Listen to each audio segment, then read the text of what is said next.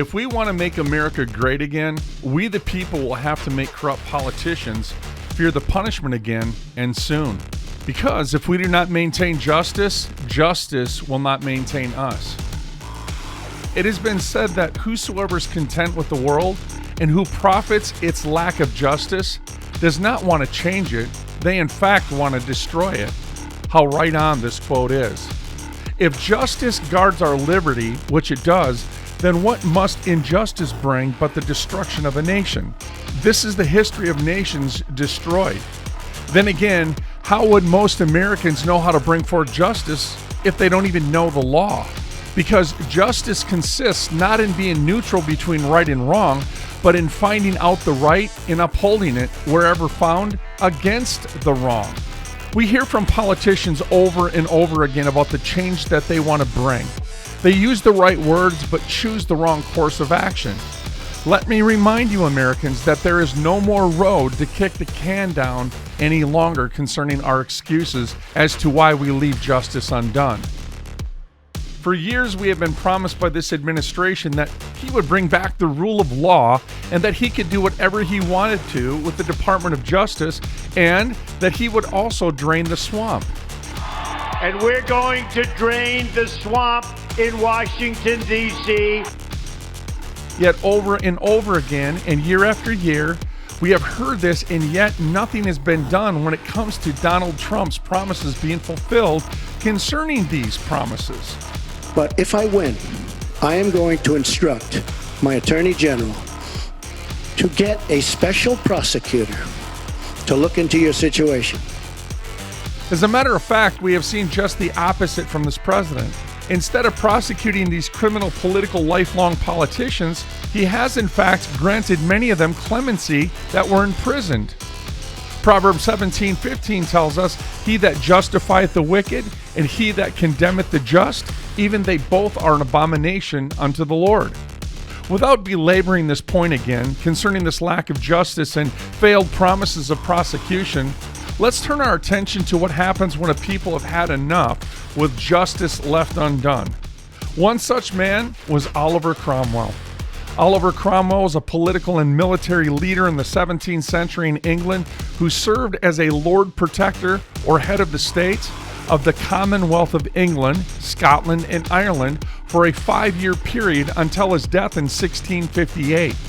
Cromwell was known for being ruthless in battle, and he twice led successful efforts to remove the British monarch from power.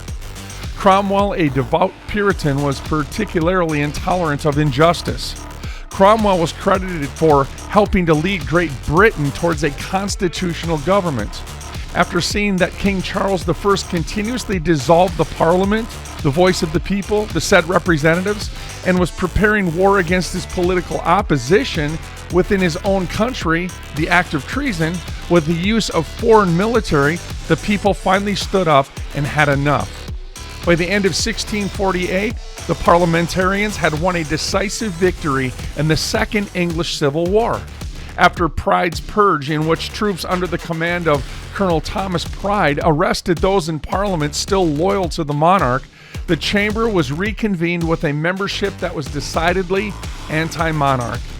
In the aftermath of the purge, the remaining parliamentarians voted to arrest and execute Charles I.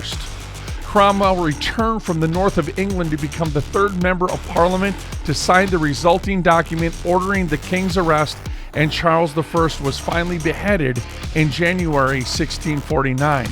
Well, some might say that this is radical, too extreme. Really, let me tell you what is radical and extreme. A government that sanctions the murder of 60 million of its own innocent babies. A government that uses its own sons to unconstitutionally topple foreign governments who refuse to submit to a global order. That's pretty extreme. A government that commits treason against its own people on a daily basis. Desperate situations, my friends, call for desperate measures, and we are there. Read Article 2, Section 4, Article 1, Section 3, Clause 7 of the U.S. Constitution, I would also remind you, friends, that our forefathers understood the price paid to achieve the freedoms which we have now obtained through the Revolutionary War by throwing off the tyrant King George from across the pond. As a matter of fact, the son of liberty, Patrick Henry, stated, "Caesar had his Brutus, Charles I had his Cromwell, and King George III. Treason, cried the speaker, may profit by their example. If this be treason, make the most of it." Let me also remind you that we still hold those freedoms today because of their sacrifice.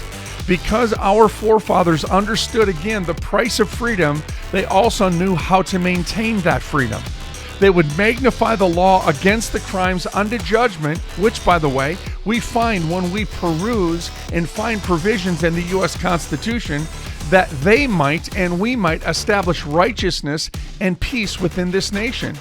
And by doing so, this would educate the people unto the fear of the Lord and departing from evil, the consequences of transgressing the law that would apply against any and against all that would dare jeopardize the sacrifice given on our behalf.